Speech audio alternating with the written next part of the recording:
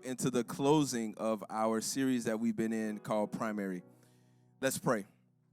Lord, thank you so much for this day. Thank you for who you are. Thank you for how much you love us. And Lord, we pause now because we recognize you as the chief giver. We cannot beat you giving, and you gave to us first. And so we pause now and acknowledge you in that, and we give back to you as an act of worship to say thank you for how much you have blessed us. We ask that you would help us to use these gifts for the building of your kingdom. We're not here to make HOPEVILLE famous. We're here to make your name famous. And we're here to show up as a reflection of how you are overflowing in our lives. And so we thank you. As we prepare to hear your word today, Lord, I decrease so that you may increase. Will you speak through me today? Will you open up our hearts and our minds to hear from you? All these things we ask in your son, Jesus' name. Let everybody say amen. If you have a Bible, I'd love for you to meet me in Matthew chapter number 18. Before we get there, I have a couple of disclaimers for you before we jump into the heart of this message. The first one is, about 3 weeks ago, my wife Erica and I went to New York, and we're part of a cohort that we're in called Emotionally Healthy Discipleship. It's run by Pete and Jerry Scazzero. They're in their 60s now, so they're old enough to be our parents, and they have created this ministry that is phenomenal. And so Erica and I will be going through this with 18 months with them. And there was something that Pete said in this opening cohort, or this opening session that we had.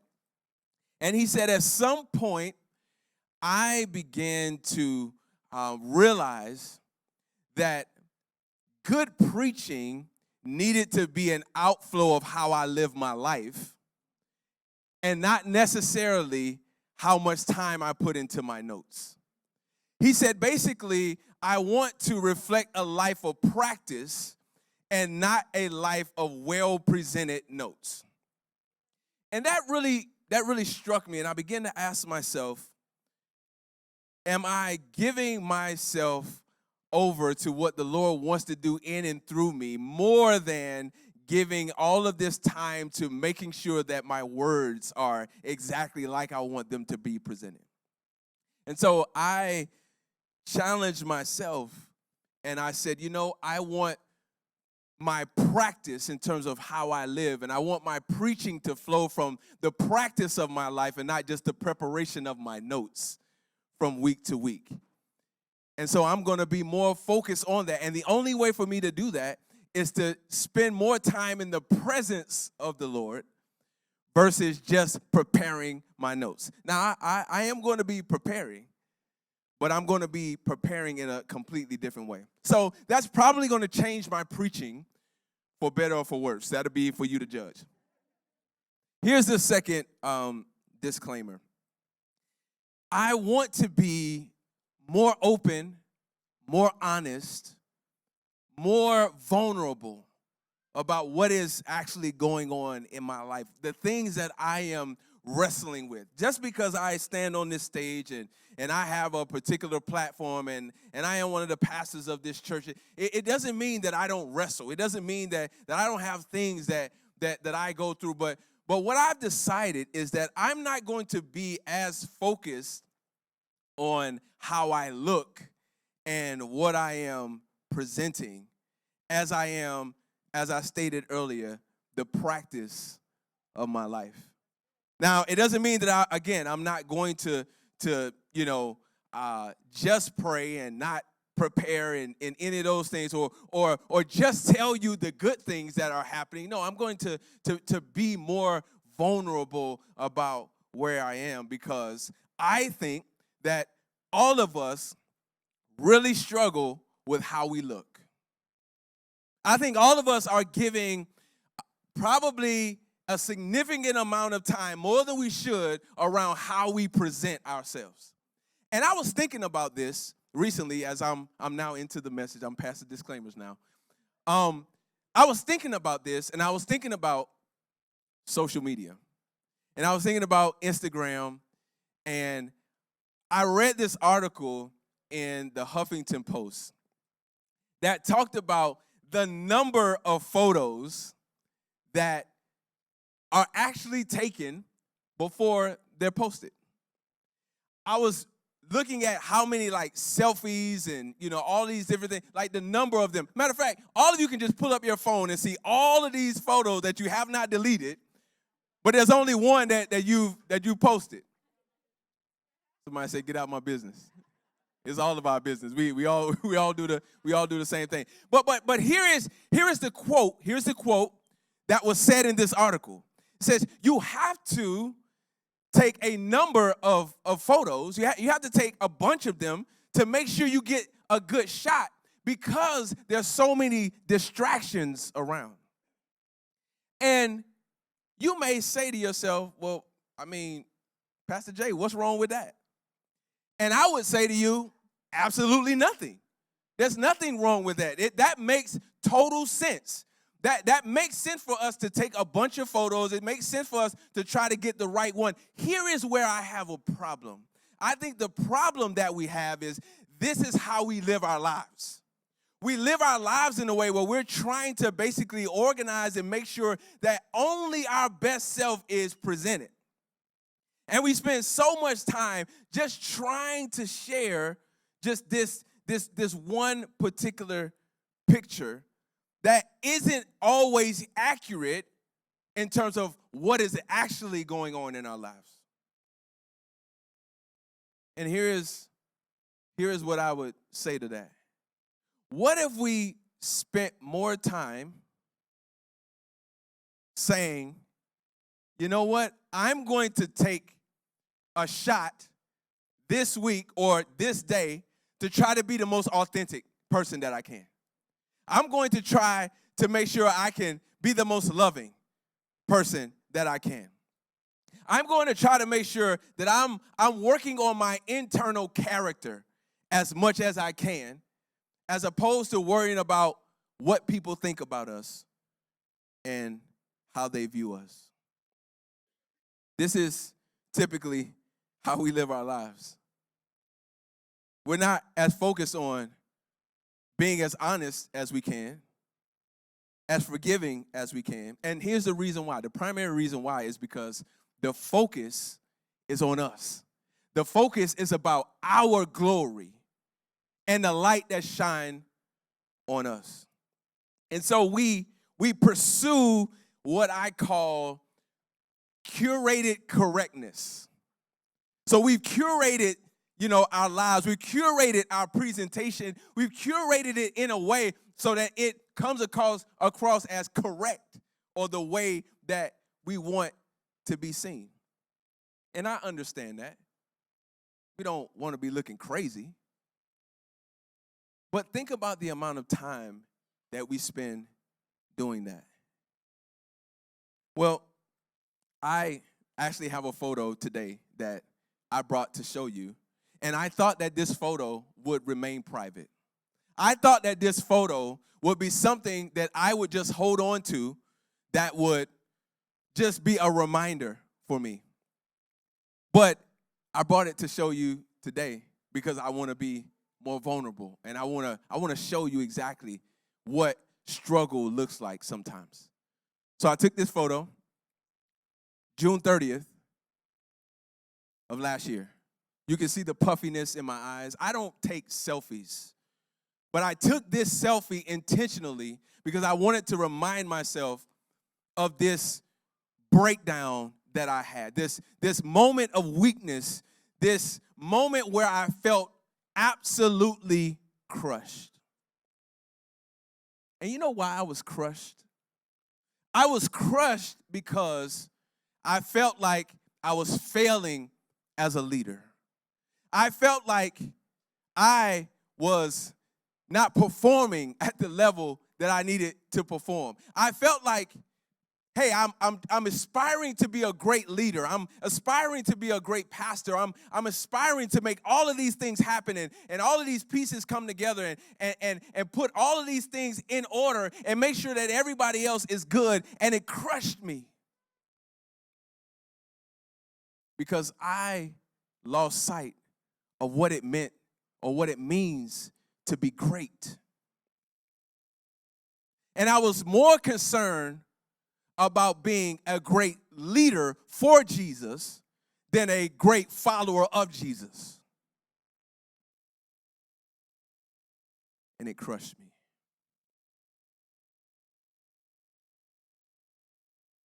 I think many of us are so self-absorbed, and we're so focused on how we look. We're so focused on our rank. We're so focused on our achievements. We're so focused on measuring ourselves in ways that really don't matter. And this is what we see here in Matthew chapter number 18, where the disciples, they're asking Jesus this question about greatness. And I've preached from this text several times. It's one of my favorites. And if you've heard me preach a similar message before, or preach this before, I'm sorry, but we just needed to come back to this because I think this is so foundational, and I think this is the way we need to end this series. The disciples are asking Jesus about greatness. This is what they're focused on. And did you know that, like, when we ask questions, our questions really reveal what's important to us. Our questions really reveal how we're measuring. Our questions reveal the things that we are really thinking about deeply. And this is what the disciples wanted to know. Hey, Jesus, talk to us about what it means to be great. Talk to us about how do things work in your kingdom? Because we want to position ourselves and make sure that we're on point. So let's dive in 5 verses, and then we'll pull out a few points that I think will really help us today. Verse number 1 says, "At that time, the disciples came to Jesus and asked, 'So who is the greatest in the kingdom of heaven?' He called a child and had him stand among them. 'Truly I tell you,' he said, 'unless you turn and become like children, you will never enter the kingdom of heaven. Therefore, whoever humbles himself like this child, this one is the greatest in the kingdom of heaven. And whoever welcomes one child like this in my name welcomes me.'" Just a simple subject to close out this series we've been in called Primary. Humility is the primary virtue. Humility. This is the primary virtue. And this is what Jesus is shining a light on here in this passage. He's talking about humility. While the disciples and all of us are worried about greatness and comparing ourselves to other people and where we rank, Jesus says, let me give you a picture of what greatness really looks like. Which, by the way, didn't make any sense and was very offensive. Because children didn't have any rank in the world.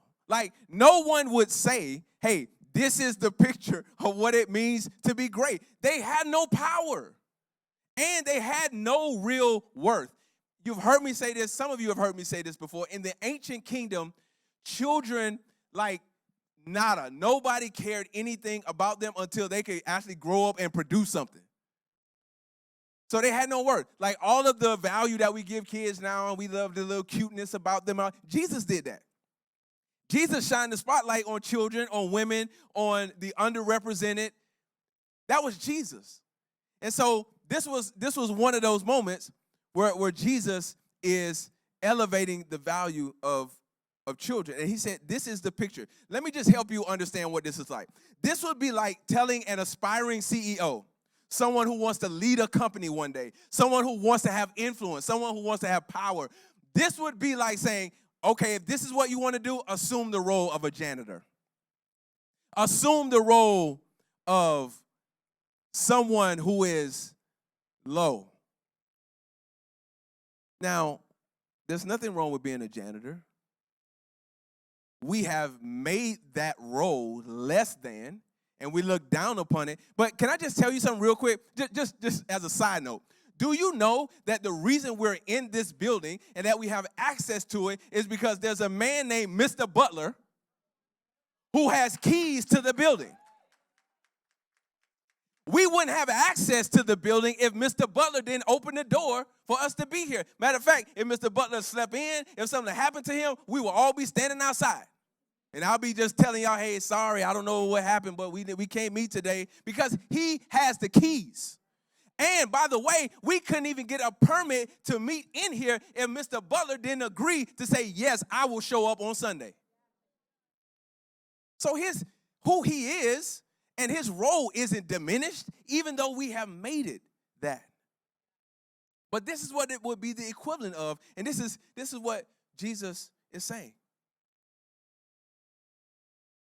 He gives us and gives the disciples this picture of this is what it means to be great, which is very, very confusing for them. But let me just break it down for us. 3 quick things, and I'm gonna be out of your way. I think 3 of the things that we need to be paying attention to here is, number 1, in verse 1, it says, the disciples came to Jesus and asked him, so who is the greatest in the kingdom of heaven? I think that's the wrong question.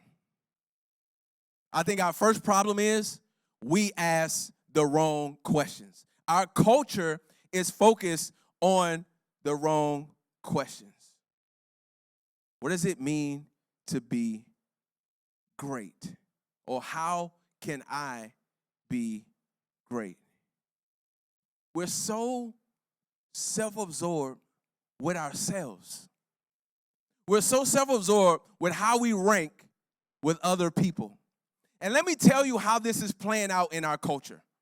It's playing out in our culture this way. The Surgeon General report says that there is an epidemic around anxiety and depression because we are so addicted to these platforms that are about promotion and self-promotion, and then that sucks us in, and we're looking at what other people are doing, and we're comparing ourselves to those people who've just curated some moments for us anyway. That's not their real life. And so we're ranking ourselves against people who basically presented a mirage to us, who basically presented something that's not fully real. I'm not saying the whole thing is fake, but that's not their whole life. That's not the whole situation. And why are we comparing ourselves to people we don't even know? This whole idea of comparison being the thief of joy, this is real. But this is how we're focused. And then here's the whole thing too. Like, you hit one level, it ain't like you can relax. No, then you're going to try to hit the next level. And you're going to try to hit the next level. And you're going to try to hit the next level. At what point is it enough? Here's the thing. Pride says, how can I be great? How can I be the greatest of all time? That's what pride says. You know what humility says? Humility says, how can I reflect the greatest of all time? How can I be a reflection of the light, not one who is seeking the light or stealing the light? How can I reflect the light and shine it on other people? That's what humility says. Humility is thinking more about others than it is ourselves. And this is what Jesus is trying to say in this example. He said it several other times, just in Matthew alone.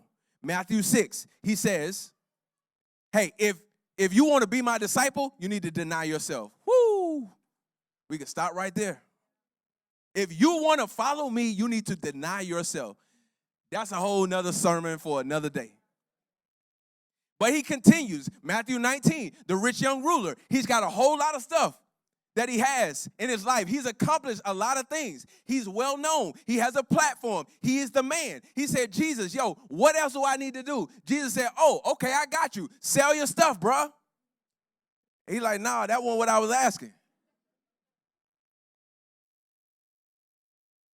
Because he didn't understand what it meant to be great. It keeps going. Matthew 20. Jesus said, if you want to be great, you need to serve. That's what it means to be great. And then even when he started his very first sermon, Matthew 5, he says, blessed are the poor in spirit, for theirs is the kingdom of heaven. Blessed are the meek, for theirs is, they shall inherit the earth. Listen, nobody is rushing to the bookstore or the Amazon to buy those books. Those are not the books that we're going to buy. Those are not the characteristics and the qualities that we're going after, the virtues. It's about courage and tenacity. And it's not that those things are bad, but humility should inform how those things show up. That's why it's the primary virtue. So number one, I think our culture is asking the wrong questions. Number two, I think our culture is measuring the wrong standards.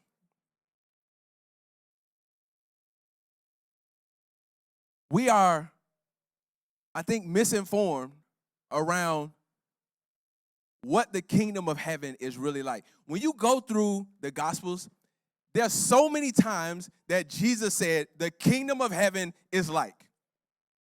Because he's trying to help people understand, y'all got this thing twisted. The kingdom of heaven is not like this kingdom here on earth.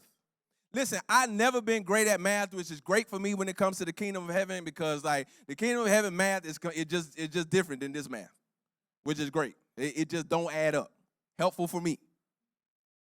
But some of us is really, really smart. And so we like to put things together. Listen, God's kingdom economics do not add up to our earthly economics. And some of us are trying to get kingdom results by doing earthly math. And it doesn't work. The standards are completely different. I had another thought about this too. I was sitting in my basement. I remember it was Thursday morning, and I'm just, trying to be before the Lord, and I'm praying and I'm processing and I'm thinking about this message, and I started thinking to myself. I said, Jesus said, this is the picture, like children, all right? Like this is what it means to be great. And I started thinking about how like children don't have any standards. I mean, they don't have no standards. They're not thinking about the stuff we're thinking about. Like they just don't care. Like their mind isn't there. Listen, they don't care about food. Matter of fact, this week, my wife just went to the grocery store. I come in, and this little thing that she likes to get at Trader Joe's is this bag of peanut butter pretzels. Like my kids love it, especially my son. I come in, and I notice that the peanut butter pretzel bag is like literally down to the bottom. And I said, babe, didn't you just buy this bag? And she said, oh, no, I know that. She was about to blow it. My son, on his second bowl full of, I'm like, bruh, no thought. Don't even care. No thought for I should save something for somebody else. Like maybe I shouldn't be eating this much. Because he don't have to care about that. Listen, little kid, they don't care about their clothes. My baby girl Journey, like matching don't matter to her now. You know what I'm saying? Like she gonna put on what she want to put on, and like you gonna have to fight her if you want to tell her something different. Like she don't care. She not measuring like we're measuring. Parents, you think about, oh Lord, I don't want to send my child out looking like this, look crazy, like a parent don't care. Like, but that's us. She don't care about that. Man, our kids, they don't care about health. You got to make them brush their teeth, make them wipe their butt, like, they don't care. They're not measuring. Listen, they don't care about keeping score because they ain't even playing the game right anyway. They don't even care about you. They really don't. They love you, but you know why? Because it's my job as the dad. It's Erica's job as the mom to care about that stuff. They don't have to care about it. That's why they can be fully present.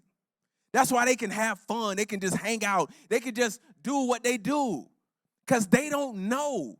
All of this stuff that we care about and that's weighing on us, that stuff is learned as we get older. But they don't care. This is why Jesus said, yo, this is the standard. Be like little children. Stop worrying about stuff that you don't need to worry about. Stop measuring stuff that doesn't even matter. The standards need to be shifted. Listen, pride says, I'm going to focus on the successes in my life to see if I measure up. It's comparison.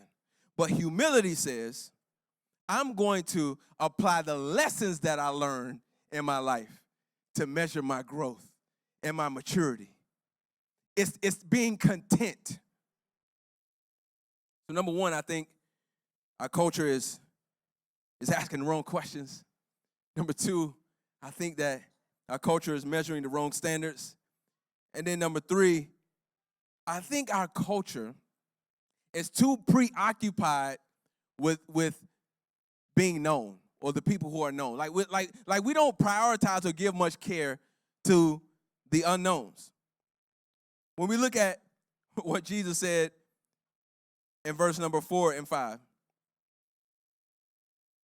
So in verse 3, he says, unless you become like little children. Then in verse 4, he says, therefore, whoever humbles himself like this child, this one is the greatest in the kingdom of heaven. And whoever welcomes one child like this in my name welcomes me.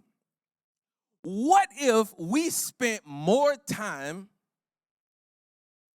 trying to engage with those who are unknown as opposed to trying to be known? What if we spent more time like trying to get to know people around us as opposed to trying to get people to know us? Because we have this fascination around being known. We have this fascination around credibility. We have this fascination around what it looks like to be the man or to be the woman. You know, we're really driven by this celebrity culture that we have going on here. I was talking with a new friend who's from Australia, and he was trying to explain to me like the difference between Australian culture and culture in the U.S., and a big part of it was celebrity and how celebrity is viewed and our appetite for it. And he was totally taken back by it once he moved to the States. That's because in our celebrity culture, we know more about people in the NFL and the NBA and people who are musicians like Beyonce and whoever else your favorite is, and even maybe like your associations, like your political party. You know, we know stats, we know articles, we know all of these details about a certain aspect of people's lives, and we don't know our neighbors. We don't know people we work with every day. We don't know people who show up to HOPEVILLE every week, and we see their face. Hey, just side note, you know the reason why we ask you to just say hello to your neighbors? Because we actually want you to get to know them. It's not like just a thing that we do, you know? Like, we actually want you to remember their name and, like, try to get their name and try to engage with them. Because everyone desires to be known. But what if everybody has the opportunity to be known if we're just so focused on connecting with others and not trying to make ourselves known? Trying to shine a light on us. Here's the thing. Pride says, who am I? It's focused on who I am, what I'm doing, what I've accomplished, and who we know. Because, you know, it's all about networks. It's all about who you know. That's what pride is focused on. Humility is focused on who am I becoming and who are you? Like, genuinely, who are you? What if we started walking into rooms and we stopped asking people, what do you do? As opposed to trying to get to know who they are. What do you do is a measuring question. It's an identity question. Because we have such a connection to what you do to identity. But maybe I'm doing something that I don't want to do and I don't like. That's another separate conversation for another day. The point is, what if we focus on trying to know the unknowns versus being known? Do you realize that this is what Jesus did? His entire ministry. Matter of fact, let's back it up even further than that. Do you know that Jesus is God? And so Jesus came to earth to be with us, like his creation, like he wants to have a personal relationship with us. This is what makes the God of the Bible so different than any of these other gods, is the personal aspect of the relationship. And then in Jesus' ministry, this is all he did was hang with people who were unknown. Nobody would pick these 12 disciples. They wouldn't be first-round draft picks. Jesus was hanging with people who were outcasts. He was hanging with women. He's showing a picture of, like, this is what it means to be great, showing children. They're like, yo, this man is bonkers. Like, what is this? He's showing us how we are to show up as his disciples and what humility looks like. Let me land the plane for us like this. It is Palm Sunday, and when you leave today, we do have a palm for you as a reminder. And if you're not familiar with what this represents, if you just jump over a couple of chapters in Matthew 21, and this story is in several of the Gospels, but this is where Jesus is making his triumphal entry into Jerusalem. And he's doing this to fulfill a prophecy that has already been given about Jesus entering into Jerusalem as king, as Lord, to do what he's going to do. But here's the most interesting thing about this. It's actually a crazy and kind of weird story, because Jesus says to the disciples, "Yo, listen, there's a donkey and a colt that's tied up. I need you to go get them. Bring it to me because I have need for them." So the disciples go and they go get this donkey and this colt. And this is really interesting because Jesus is going to ride in on this donkey. Matter of fact, he didn't choose the donkey. So the donkey is the mother and the colt is the child. So he chooses the colt to ride on. Watch this. I want you to follow me on it. He chooses the colt to ride on. In Luke, it says that this colt had never been ridden before. So it has no experience in this. So the disciples then put the cloaks and put their jackets and whatever else they're wearing on top of this colt. And Jesus mounts the colt. And when Jesus is going into Jerusalem, it says that the people began to say, "Hosanna, Hosanna." And they begin to lay down palms and they begin to lay down their cloaks as Jesus is riding in on this colt. Can I tell you something? That all of us represent the colt. All of us represent the colt. And guess what? The doors that are open for us, the opportunities that happen for us, it's because of who's riding on us, not us. The colt represents humility. And if we humble ourselves and we let the King of Kings and the Lord of Lords ride in on us, he will lead us into his kingdom. He will lead us into our purpose. Can you imagine the emotions and I don't know if, well, yes, animals have emotions, but just follow me here as I use my imagination. Can you imagine what this colt is feeling? Can you imagine what this is like? He's never been ridden before, and then all of these things are happening, and it's a miracle that the colt remains calm. The colt can remain calm because of who's riding on him. And then, listen, check this out. I got one more for you. Donkeys were reserved for carrying burdens. That's what they were reserved for. And so this represents Jesus riding on your burdens, riding on my burdens. Kings did not ride on horses. Kings did not ride on donkeys. They rode on horses. So Jesus intentionally riding on this colt is him elevating this virtue of humility, because he wasn't any less a king. He wasn't any less of God because he chose a colt.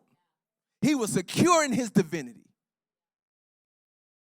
That's why he could walk in humility. And the reason why we can be humble is not because we got it all together. It's not because, we are somebody. No, it's because of who's riding in on us. This is the picture that Jesus has for us to see what it means to be great. If I'm being honest, I'm not as all right as I say I am at times. But I feel like I have to say that sometimes. If I'm being honest, I take on more things than I need to take on.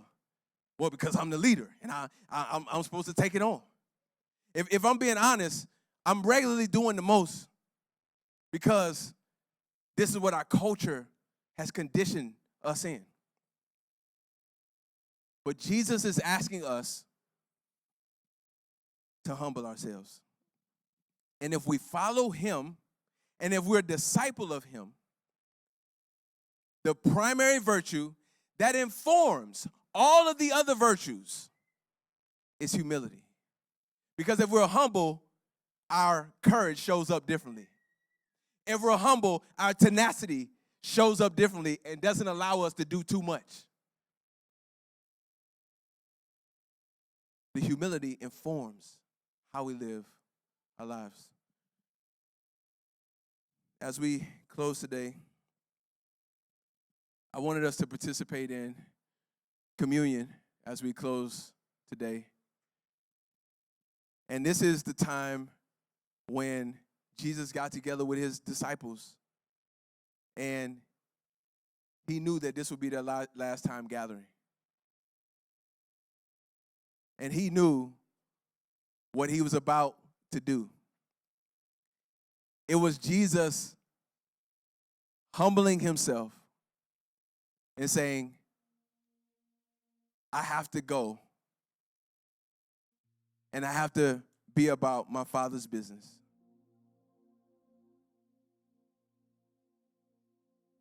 Yes, I am King. Yes, I am Lord.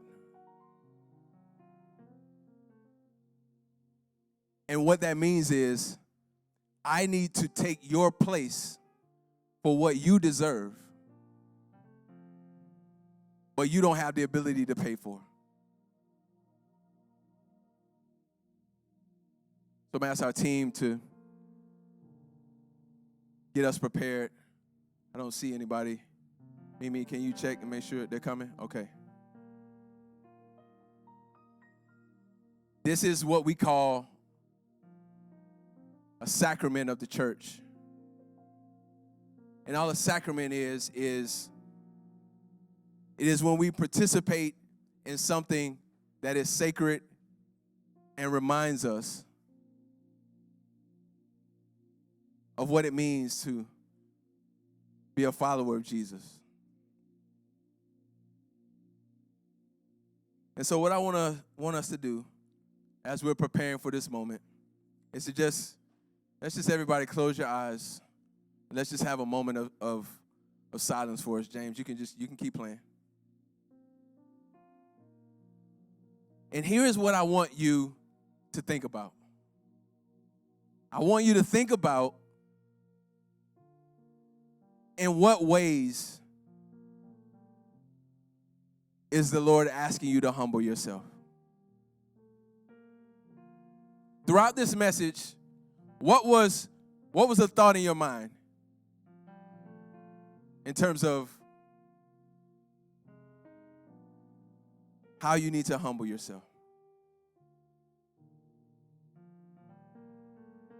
Let's just take a minute and let the Lord speak to us.